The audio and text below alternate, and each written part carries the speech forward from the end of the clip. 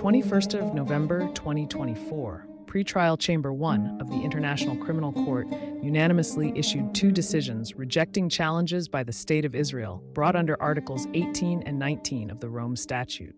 It also issued warrants of arrest for Mr. Benjamin Netanyahu and Mr. Yoav Gallant for crimes against humanity and war crimes committed from at least 8th of October 2023 until at least 20th of May 2024, the day the prosecution filed the applications for warrants of arrest.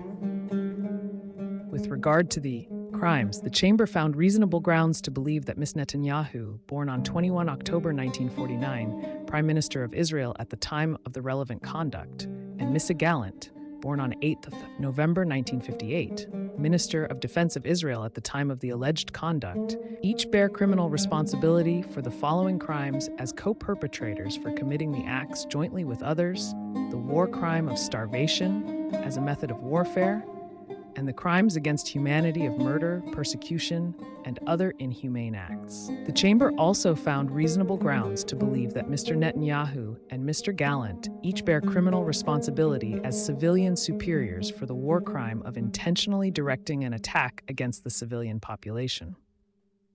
The Chamber found that there are reasonable grounds to believe that the lack of food, water, electricity, and fuel, and specific medical supplies created conditions of life calculated to bring about the destruction of part of the civilian population in Gaza, which resulted in the death of civilians, including children, due to malnutrition and dehydration.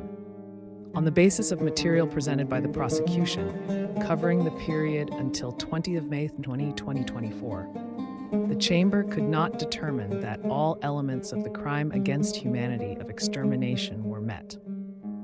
However, the Chamber did find that there are reasonable grounds to believe that the crime against humanity of murder was committed in relation to these victims. In addition, by intentionally limiting or preventing medical supplies and medicine from getting into Gaza, in particular anesthetics and anesthesia machines, the two individuals are also responsible for inflicting great suffering by means of inhumane acts on persons in need of treatment. Doctors were forced to operate on wounded persons and carry out amputations, including on children, without anesthetics, and/or were forced to use inadequate and unsafe means to sedate patients, causing these persons extreme pain and suffering.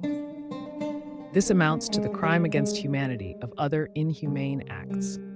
The Chamber also found reasonable grounds to believe that the above-mentioned conduct deprived a significant portion of the civilian population in Gaza of their fundamental rights, including the rights to life and health, and that the population was targeted based on political and/or national grounds.